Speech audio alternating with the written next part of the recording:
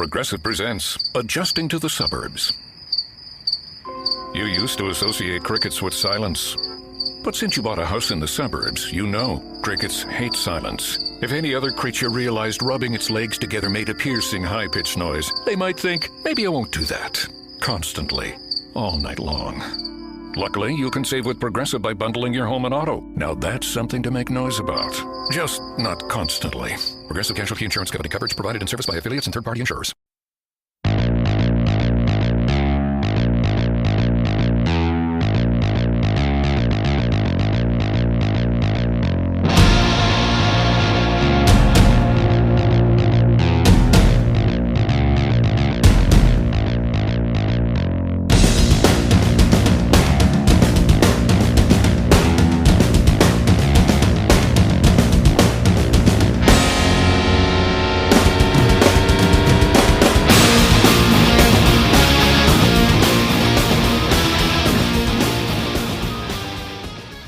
Happy New Year, everybody. What's going on? Hope everybody is recovering from last night. This is Jay Scott, and this is The Hook Rocks, the Ultimate Rock Community Podcast.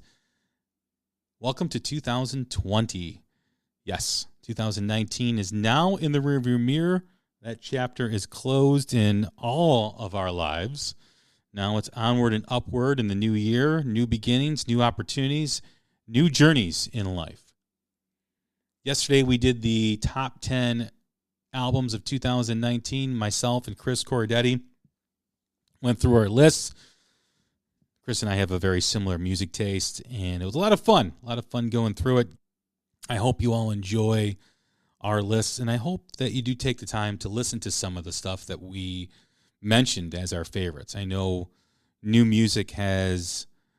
rock music has difficulty resonating with the classic rock fan. But trust me when I say that the albums listed in the podcast are all great, all solid, and I think a lot of you who have similar music taste to me will enjoy the episode. But moving forward to 2020, this is a solo show with just myself. Going to be talking about what to look forward to in the new year. Lots of great tours, lots of great music. Good stuff about to happen. Obviously, the big tour that was announced a month ago, 3-4 weeks ago, is the Motley Crue Def Leppard Stadium Tour with Poison and Joan Jett. We'll be having a full discussion with Cherise Brown in the next couple episodes on that tour. But that is going to be part of the big summer series of concerts that will be announced shortly.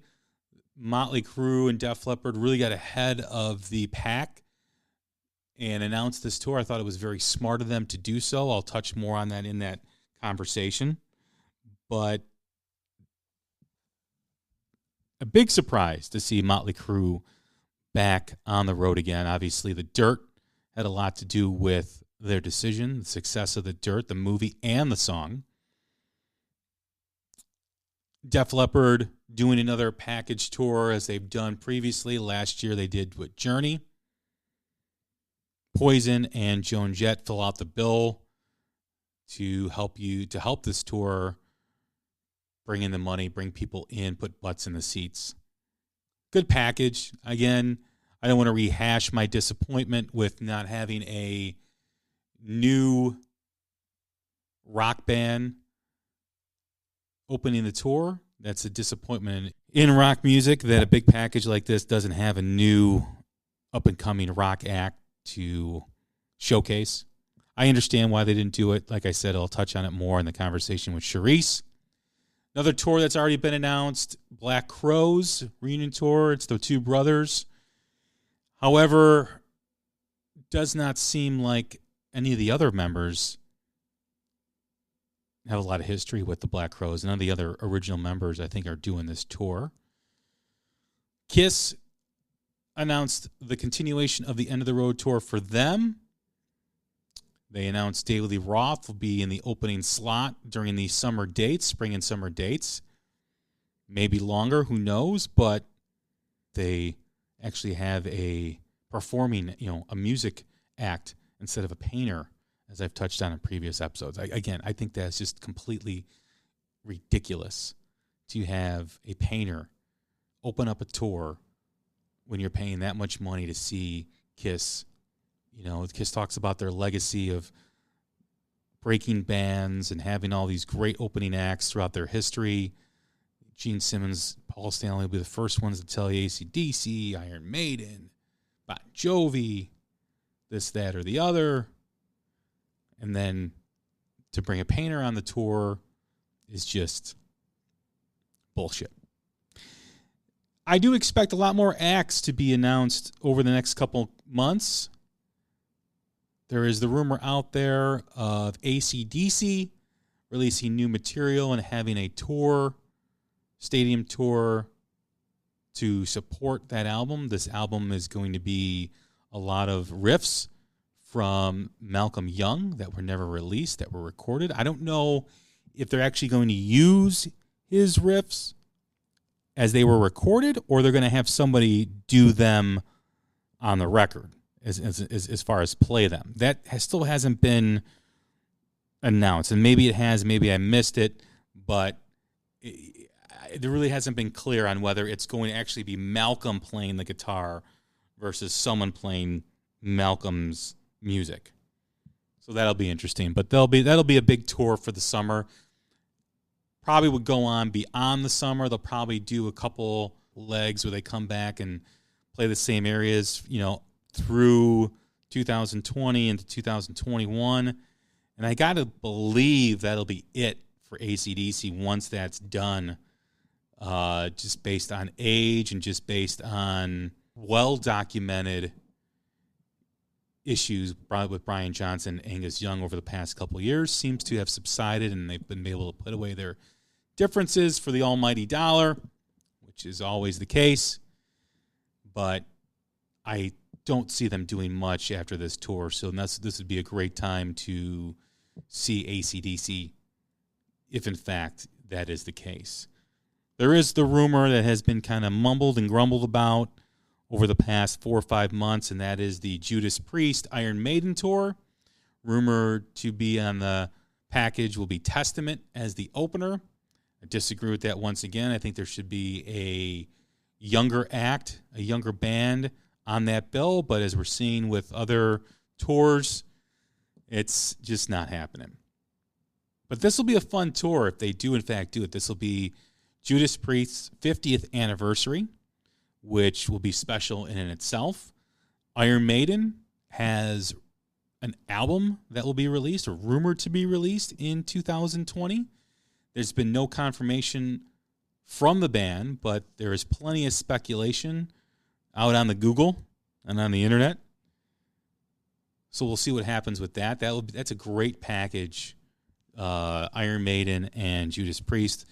Again, as I've said in a previous episode, they don't need Testament to sell tickets, but I guess if they get a certain guarantee, they've got to bring bands like this on the road. It sucks, but it's just the way the music industry is right now. A lot more other tours not yet announced, but will Aerosmith tour? I know they've been doing the residency in Las Vegas. Will Metallica come through again? Guns N' Roses, what's going on with them? They've been rumored to be recording new material. Will that new album hit? So there's a lot of stuff, a lot of performances. On a smaller scale, you've got Dokken and Lynch Mob touring again. Or not touring again, but touring together. And there'll be an encore with George Lynch and Don Dokken, which is really cool and really interesting. You have to believe that, a band like Foreigner may be touring again, because they always do dates every year. Will Whitesnake come through, in support of their new album? I know they did some dates in the U.S. after their Foreigner tour, but they didn't come to places like Chicago on their own.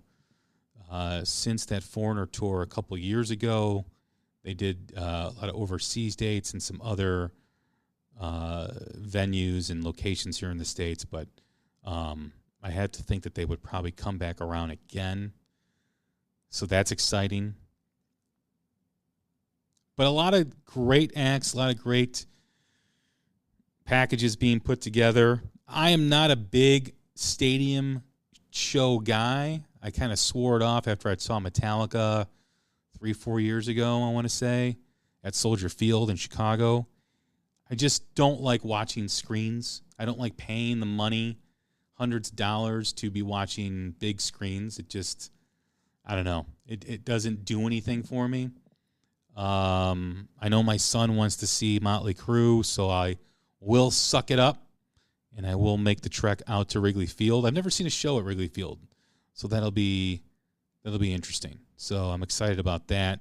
I've heard it's not the greatest place to see a concert, but just the fact that I've seen plenty of baseball games there throughout my life and have been a big Cub fan for pretty much since the day I was born, it'll be nice to see a show with the bleachers as a backdrop to the concert. So that'll be exciting.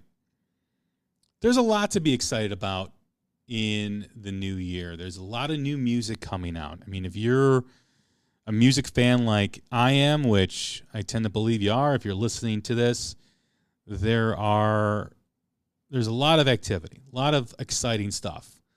Let's just go over the bands that have been on the New Music Spotlight and what's coming from them. Let's start with La Chinga, who was our first act in 2019, first act to appear. Carl Spackler did appear on the New Music Spotlight. He was a great guest, great band out of the Vancouver area in Canada. Just a solid album, or solid band, great material, great stuff. I know they've been recording an album. I don't know when that's going to be released, probably within the first 6 months of 2020. But a band I highly recommend you checking out. Just a great feel-good rock and roll, good time rock and roll band. Griffin Tucker, I know, will be putting out some material. I don't know if he's going to be continuing with the single format, which he's been doing some really good stuff, or he'll be putting together maybe another EP like he did previously, or a full-length record. I know when we interviewed him, we talked about some of the new material. I know he has some stuff coming out, and I don't know if he's made a final decision on how he wants to package his new music. But nevertheless, a young, great up-and-coming artist. I think he's finishing high school this year and probably to be able to devote more time to music. And I expect great things, and I'm looking forward to Griffin Tucker's new material as well. The Cold Stairs. Chris Trapp appeared on the New Music Spotlight. Great dude, great story. I hope they do tour. I know there's plans to do that. So I'm also looking forward to that. But check out Cold Stairs' Ways album. That was on my list of one of my favorite albums for 2019. Joyous Wolf had Nick Reese on for an interview earlier this year, or late last year. The boys, I know, did a lot of touring in 2019. They did almost a couple hundred dates, or they did a couple hundred dates, or close to that, or more than that, throughout 2019. They toured with Deep Purple. They toured with Buck Cherry. They just are one of the great up-and-coming new bands. Their EP, Place and Time. I was not on my full-length top 10 nor top 20 because it was an EP, but if I had to say what was one of my favorite releases of the new year, Place and Time by Joyous Wolf is definitely one of those.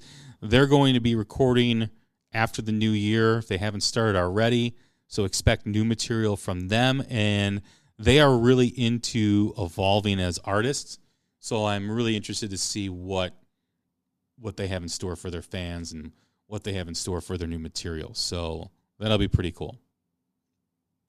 Dirty Honey, I know, is going to be touring with the Amazons and doing some summer shows as well, some festival dates. I don't know if they're going to hook on to a tour with a more established act or do some dates with them. That hasn't really been announced yet. Great stuff, great material. I know when they're done in the summer, they're going to head to Australia again, like they did with their first record, and record their follow-up full-length LP, full-length album. So that's exciting. We also have Christian Shields, who has appeared on the New Music Spotlight, who is going to be releasing an album here in January, which I'm really, really stoked about. And I will definitely be promoting it on the Twitter page and also in other avenues as well. Facebook will be, having a lot more content and information as the new year goes on. Christian Shields, one of the up-and-coming artists, great up-and-coming artists out of Texas through Rhode Island. But look forward to that new album as well. Takeaway Thieves will be recording and having a follow-up to their EP. This is Rock and Roll in the new year. Riders Creed, who is our last guest on the New Music Spotlight, they're going to be having a new album coming out shortly. So there is a lot of stuff coming out. Another band, too, Kodiak, which I'm really, really stoked for because these guys are freaking phenomenal. Very Van Halen, Bon Jovi-esque type style with big hooks. It's very similar to the band Station, who just released a new album, Stained Glass, in 2019. But Kodiak should be having something in the first quarter in 2020. Great up-and-coming band out of New Jersey, really being led by Carmine Appice, known from his playing days in Vanilla Fudge, Rod Stewart Band, King Cobra, Blue Murder. So looking forward to that album as well. That's one I'm really excited about too. But there's a lot of stuff that's coming, a lot of new material. I mentioned Iron Maiden possibly doing a new album. Will the other acts that are, possibly coming through, will Black Crowes release anything new? Or are they just going to tour? But two albums that I'm really excited about, that I'm really a big fan about, is the Richie Kotzen double album and the Butch Walker double album. Those two albums in itself are albums that once I get them, he may not hear from me for a couple weeks because I'll be busy absorbing both of their albums as well.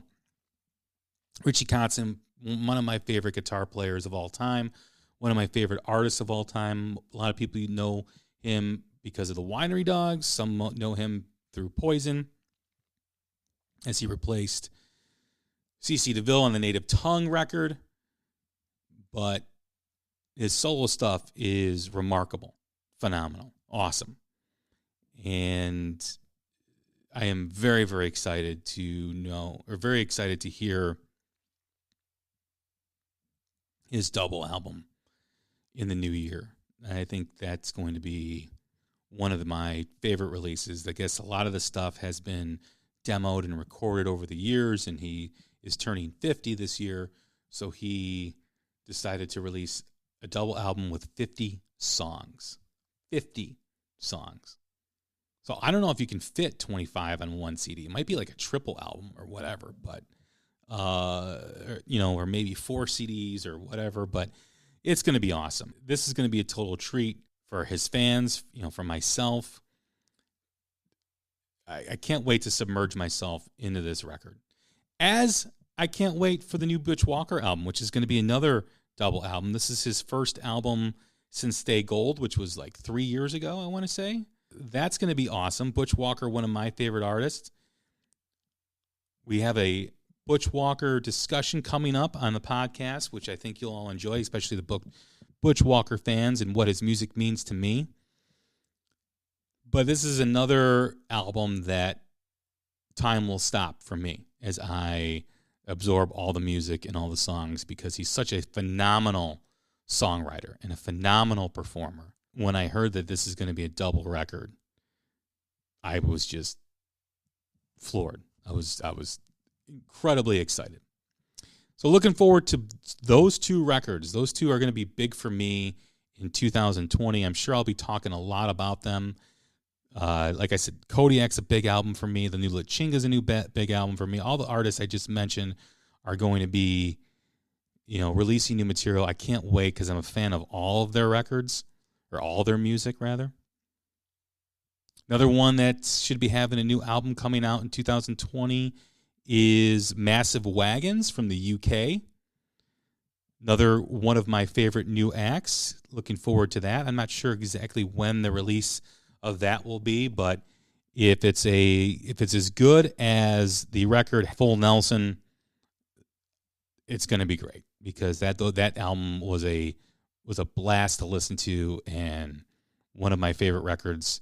I think it was 2018 that was released, so that's one to check out if you haven't. But Massive Wagons, another act that I love from Greece, 1000 Mods, who have 3 albums under their belt as it stands now. They're kind of in that stoner rock genre, which I don't get. I don't understand how a band gets put in that genre, but love their music. I just love their stuff. And had I known that they were recording in Seattle late last year, 2019, I would have tried to get an interview set up. I had no idea until I looked in their Facebook or Instagram page or something and saw that they were recording in Seattle. And they're in Greece, and I don't know how accessible they are to do an interview over the phone, or if they're going to be touring in support. I know they did tour on their last release, but I don't know how successful it was, and I don't know if it makes sense financially for them. But they're a great band. They're a kick-ass. If you like Black Sabbath, if you like Priest, if you like all that old school hard rock, heavy metal stuff, new wave of British metal, all that kind of great music from way back then, you'll love 1000 Mods. Just a modern sound with those classic elements in it. So that'll be one that I'm looking forward to for sure. More music coming from a new band that's out of Columbus, Ohio. Most people know them as the band Black Coffee, which I don't want to say promoted, but posted their music on my Twitter page. Great act, very AC/DC-ish, very Zeppelin-esque, a lot of Aerosmith vibe to it as well. They just changed their name because of trademark infringement. They had to change it from Black Coffee. They're now called South of Eden, and their new album will probably drop shortly here too, as well, in the first quarter of 2020. But a band I really think is going to resonate with a lot of people. They got a great sound, got a great singer, great guitar player, great band. Really looking forward to South of Eden, formerly Black Coffee, and their new material. So I definitely will be posting a lot of their stuff when that comes out, because I'm a big fan of their band. Their debut EP, which was released under the Black Coffee moniker, which I don't know if you can still get, is a great album. One of my favorites in the past couple of years too as well. So that's a band to really take notice and be a fan of, because they're phenomenal. Greta Van Fleet will be having a new record coming out in 2020 at some point. I know originally the plans were to do an album and release it in the late stages of 2019, fall or winter. That didn't happen. I know at some point it's going to be released. They really haven't given a definitive date on it as to when, but expect that record, and I'm really excited about that. I am a fan of Greta Van Fleet. I will not waver on that. You will not get me to be part of this whole BS bullshit tear down Greta Van Fleet crowd that seems to keep growing and growing because people want clickbait and click hits, and people want them to visit their page and hear what they have to say, and they basically say nothing. Like, who's the bald dude on YouTube? That's what I'm going to refer to him now as the bald dude on YouTube, who released this review to basically get clicks to say how much he hated the last Greta Van Fleet record, which I don't know what he listened to, but the album was solid. And he made these ridiculous, analogies or comparisons or ways to describe what Greta Van Fleet is. The guy's an idiot, plain and simple. He's just a mental midget who unfortunately has a platform in 2020, and people visit his page in large part because of the clickbait that he has and how he posts things. But he really doesn't say anything about the music, about what it is and the songs on the record for any artist. And people think that he's some music critic, and he's not. He's the bald guy on YouTube. I don't care how many followers or subscribers he has. He's the bald guy on YouTube. Look forward to new Lynch Mob. As we mentioned here that they're going to be touring with Dokken. Lynch Mob is supposed to be coming out with a new album. I don't know who the singer is going to be, whether it's the return of Oni Logan, whether Robert Mason, or whomever is going to be the singer. So at this point, we don't know. All I know is it's going to be George Lynch on guitar, which is enough for me. So I am excited about that, definitely. New Blackberry Smoke, one of my favorite bands, are writing and recording a new record as we speak. So that's exciting. I know they will definitely satisfy all their fans, including me, with new music. I can't wait. Also from Georgia, another album that I'm very, very excited about is Tuck Smith. Tuck Smith, formerly of the band Biters, which is a phenomenal freaking band. I got discovered, or I discovered them through a friend who sent me a link. Say, hey man, check this out. We got to go see them when they come live, when they come to Chicago. And I ended up submerging myself into their music, thinking like, these guys are fucking awesome. I love them. They're great. And then come to find out they broke up and they're no longer. But happy that Tuck Smith put together a new band, and new album will be out, I think, in January, February, and they'll be touring. This is a band that the stuff that I've heard, the little snippets that I've heard on social media are absolutely awesome. So I'm looking forward to that. That's one of my anticipated albums and music of 2020. I know there's more out there that I'm probably forgetting, and I apologize about that. I know I mentioned yesterday on the top 10 that Low Water will be having an acoustic record that they have done. I think it's finished. It's just a matter of them releasing it. I know Tyler Bryant. I don't know if he's done touring. I know he did Truth and Lies in 2019. I don't know if he's going to have another release this year. If he is, I'm totally down for it. Totally excited. Rival Sons released an album early part of last year, January of 2019. I don't expect them to have a new record or new album out.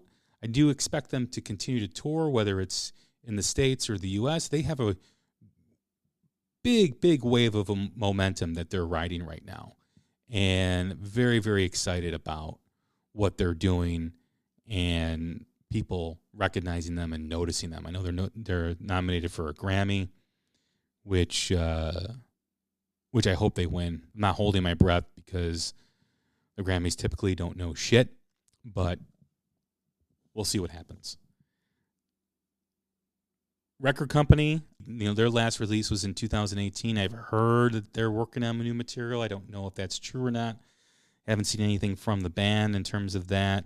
Again, like I mentioned, Guns N' Roses is working on new material. Who knows when that's going to come out? Don't know on that. But a lot of things to be excited about. A lot of things that are going to make 2020 a great year in terms of tours, in terms of new music. I really want the people listening to make a commitment to go see a band that is maybe not the bigger bands out there, the bigger classic rock bands out there, but I really want people to make the commitment and go see some of these up-and-coming bands. Go see one, if anything. Just go look for something, or if you want me to help you find a show to go see, I'd be more than happy to go do it. But whether they're coming to Toledo, Ohio, or Las Vegas, or Phoenix, Arizona, or New York, or Boston, or whatever, Go see them. You're not going to break the bank seeing these up-and-coming bands. You're going to have a good time.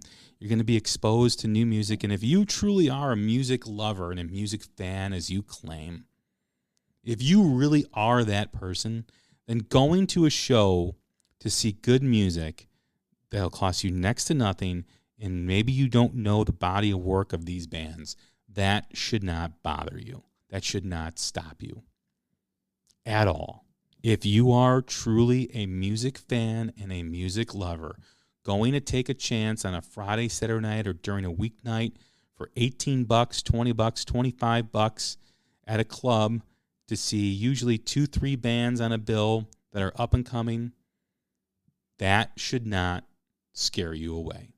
It should not. $25 to me is a solid investment that may go wrong or it may go well. But $25 shouldn't be the deciding factor of, I don't want to know if I want to spend $25 on these bands that I don't really know much about. If you're a music fan, if you're a music lover, you have no problem doing that. I stand by that. I understand maybe, financially, if, you're in a bad spot, you can't do it. I get that. I'm not addressing this to you. I'm addressing this to the people that have spent money on Motley Crue tickets, spent money on Black Crowes, that are going to spend money on AC/DC. If you can fork over hundreds of dollars for those tickets, you can go to a 500-seat venue or a 2,000-seat venue and see a band for under, I'll just say that, under $40. Go out to dinner, have a good time. If that is the case, if you can do that, you are truly a music fan and a music lover.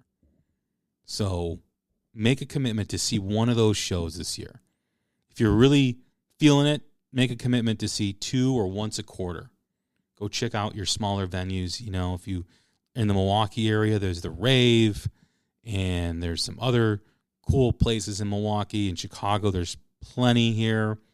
And I'm sure that most places have small theaters or venues that won't cause you to break the bank, and you'll see a great, great live show. I guarantee it. I promise you. If you're going to, I can talk back, or I can talk about the bands that I saw in 2019. Tyler Bryant, Temperance Movement.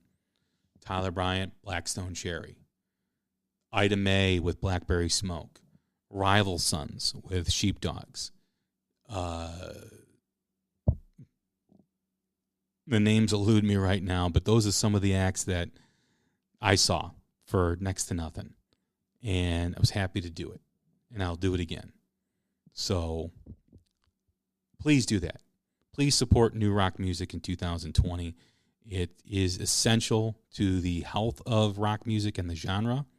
And for you, to get out of your box and to get out of your comfort zone, to go and see bands that you're not familiar with, or bands, that said, hey, I saw this band on the Hook Rocks Twitter feed, or I saw this band on Anna Stella's Twitter feed. If you're in the UK, I saw this band on Keep Rock Alive with Mike. He's always posting new stuff. I saw, a new band posted on Decades of Rock. She does a great job too as well. Go see them. Go check them out. Find out where they're at. If they're local to you, if they're close to you, make a 20, 30-minute drive. Shit, make an hour drive, 45 minutes. Eat halfway at a restaurant. Go see them. Come back. You're good to go. You pick up a CD at the show. You buy a little, you buy a T-shirt, whatever. Support new music. You got to do it. You have to. Speaking of Temperance Movement, I expect a new album from them, too. I think they did something in 2018. They toured in 2019, so hopefully they'll have some new material. Again, just speculating. Not saying that they do have something definitive coming out. You also have new material from Revolution Saints, Dean Castronova, Jack Blades, Doug Aldrich. More great music from them. A band that I wish would tour. I understand Jack's got the commitment with Night Ranger, So his schedule is always pretty tied up. And, of course, Dean and Doug Aldrich with the Dead Daisies, which will also be having new material come out at some point this year with Glenn Hughes taking over bass and lead vocals. So that will be interesting to hear how that all comes together, because Glenn's got an iconic voice, great bass player. You mix that in with Doug Aldrich on guitar, who's an absolute monster on guitar. Not a lot of people know them, and mostly guitar players know him, but he started out in a band in the 80s with called Lion, then went to Hurricane. He played with Whitesnake for a long time. He's got his band Burning Rain, which is great. He does a lot of these side projects like this with Revolution Saints. So he's just a monster player. And then Dean Castronova, who joined Dead Daisies on their last record, replacing Brian Tichy. And he is a phenomenal drummer. Dean's been one of my favorite drummers since he was in Cacophony and the Wild Dogs back in the 80s. He played with Bad English. He's done some stuff with Social Distortion. Obviously Journey, we all know him from. He can sing, he can play, phenomenal player. Dead Daisies are a great band. Interested to see how they move forward with their sound, with the Glenn Hughes influence in the band. So that'll be interesting too as well. So yeah. I mentioned Richie Kotzen before too as well. Winery Dogs start recording a new record, 2020, 2021, remains to be seen. So that is going to be a question. I know Richie likes to get out and tour and support his new material, so he'll probably do a run of solo dates here in the States, and then he usually goes to South America. He does some stuff in Europe. I don't know if he does a lot in Japan. I know he did maybe a few years ago. I don't think he did on his last run of dates, or I don't think he's toured there in a couple years, but he usually does, tour for a good solid 6 months after he puts together something. If that will leave enough time for Winery Dogs to do something in 2020. Don't know, probably not. So we'll see with that. I mentioned Brian Tichy with the Dead Daisies and how Dean Castronova replaced him. He has a new project called Silverthorn, which is really good and really some really good stuff coming out with that. Really excited about that music coming out. The first couple of songs that I've heard have been incredible. So I hope he tours with that as well. I hope he gets out on the road and does some dates, probably some small club dates. That's another band that'll probably be worth your while in terms of ticket prices. So check that out. They're great too. I've posted some things about them on my Twitter feed. But all in all, there's just a lot of new music coming out in 2020. 2020 should be a great year for a lot of music fans in both the newer rock genre, or the newer rock music fans, or the classic rock fans. Some of you are both. I wish there were more new rock fans, but that seems to be a mountain that I continue to climb. As far as the Hook Rocks and what to expect in 2020, webpage will be accessible here in the next few days. Instagram page shortly thereafter. YouTube page shortly thereafter. So all the social media platforms will be covered with Instagram, Facebook, Twitter, and YouTube. Facebook's going to be a lot more active with material and content on there. You'll be able to find all the podcasts on YouTube. Instagram will primarily be pictures from concerts, and in my experiences with music with that, it's kind of like the lane I'm going to stay in on Instagram. Once again, I'm on all major podcast platforms: iTunes, Stitcher, Spotify. You can find me pretty much anywhere right now with podcasts. So support is always appreciated. I try to do a lot of interesting topics with different bands, subjects on different bands and artists and music. The New Music Spotlight will continue. I love showcasing and talking with new bands and new artists, or bands that have been around for a bit that just haven't been able to have that big fan base that they deserve. So I am excited to continue to do that. And I look forward to the acts and the bands that will be on the show in 2020. We'll continue with the music discussions.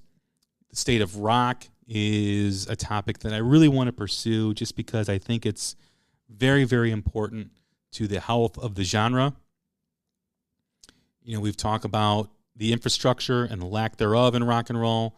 We talk about the lack of physical connection with the music fans, which I think affects every music genre, but I think it has the greatest impact with the rock and heavy metal genre because I think decades past, the genre relied so much on the physical connection with music. So that, that I don't think is coming back, unfortunately. Or if there is a way to merge the digital age with the physical connection, it has yet to be seen yet. And I don't know if there's a way to do it. So we'll see. I know Tool with Fear Inoculum had some crazy numbers, debut numbers of their record. I think they were number one record, physically bought record, physical CD, physical format, because they did some different things. They had like an LED screen on the cover of their CD, which was really interesting. So you may see more bands shift to kind of a novelty approach to get their music out and bought by the masses and by the public. I don't know. I don't know if that's going to resonate or continue to grow. Tool did an awesome thing. Do other bands want to do that? Did they observe that happening? Do they have the money to invest in something like that? Don't know. We don't know the future. We don't have a crystal ball. But also, as far as the Hook Rocks and how we're evolving, expect more interviews from established artists too as well. That's something that I'm going to be moving forward with in 2020. So I'm excited about that. And we'll have our first guest announced here within the next few weeks. I do plan on doing video podcasts, probably middle second quarter of 2020, maybe sooner. But that's something that I'm looking forward to doing, either at shows, interviewing acts backstage, or interviewing them before they do their sound checks. So that'll be interesting too as well. I look forward to doing that and getting comfortable doing that. It's a little bit different speaking to you on a microphone through a soundboard right now and not having the face. Although I did post a picture on my Twitter feed of myself. I think it's still accessible. A little different than doing a physically seen show in comfort, your mannerisms, your facial expressions. So it's a matter of getting comfortable, and I look forward to doing that, and I'm excited to do it. So that's kind of the next step for where the Hook Rocks goes. And also, we're doing Tales of the Douche, or Tales of the D-Bag. And it's basically, right now, the plans are to do it monthly, do an episode monthly. If people like it and people find it funny, because it's really going to be geared towards making you laugh, it's about my experience and my friend's experience at rock shows and the D-bags or douchebags that we run into while we're trying to watch a concert, whether it's people talking or disturbing you or whatever. We're going to get into all that. It should be fun. It's lighthearted. It's not meant to be taken serious. But if it does resonate with people, if it does connect with people, we'll do more. But right now the plan is to do one a month. So there is a lot in store. And, I've been doing this now for 6 months, a little over 6 months. And it's been great. I really appreciate the feedback I get. I appreciate the people that follow me on Twitter. I enjoy all of you, even though we do disagree on some things, or some of us disagree on things. That shouldn't matter. I'm not one to block someone, although I have. Usually if I block someone, it's someone that just keeps something going, and after their point's already been made, and then it starts to turn into condescending and that stuff. That's when I usually block. I don't block for disagreement, or if someone's passionate about their opinion, I'm not going to block you. even if I disagree with you or if I think that you are ridiculous in your point. You're free to say what you want. And once it starts to get like insulting or condescending, or it starts to become, okay, we're beating a dead horse here. Let's let this go. Let's move on. Once I say them, like, let's move on, if it continues, then we're probably going to go down to the path of blocking you. It's just the way it is. I don't have time to sit and argue the same points over and over again for a day on my social media. So I'm just not going to tolerate that. So just be forewarned. Opinions are fine.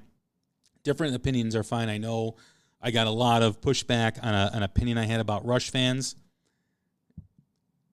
I stand by what I said. I probably shouldn't have done a blanket statement like that. I'm willing to admit when, I probably shouldn't have done something, but, that was fine too. I mean, I didn't block anybody as a result of that. Even if I was getting comments like a week and a half, 2 weeks later, the people still making comments. Maybe they didn't see it to begin with and they're just reading it now. Whatever, that's fine. But yeah, I'm pretty liberal when it comes to difference of opinions. And hopefully if you don't like my opinion, at least hopefully you respect the fact that I'm allowing you to have yours, and I'm not going to just block you so I don't have to deal with you. You're free to say whatever you want to say, as long as it, doesn't get into a bullying or insult or, trolling type of thing going. But whatever. So that's all in store for the hook. Continue with the music polls. I do ask if you're going to participate in the music polls that you at least check out some of the music that I post, or Anna Stella posts, or Mike from Keep Rock Alive posts, or Decades of Rock posts, or Christy and Neagle. She does, some posts, some great stuff too. She's a great guest. She's been on here too. She's awesome. So yeah, please check out. Just hit click. Listen for a couple minutes. You might like something. You might actually like it. Imagine that. So, that being said, Happy New Year. Welcome to 2020. I hope you keep listening. I've enjoyed all of you these past several months. I want to continue to enjoy everybody. Please retweet. Please get, involve yourself in the discussions, and enjoy the podcast too as well. Once again, this is Jay Scott. This is The Hook Rocks on the first episode of 2020. Hope to see you all this year. Take care.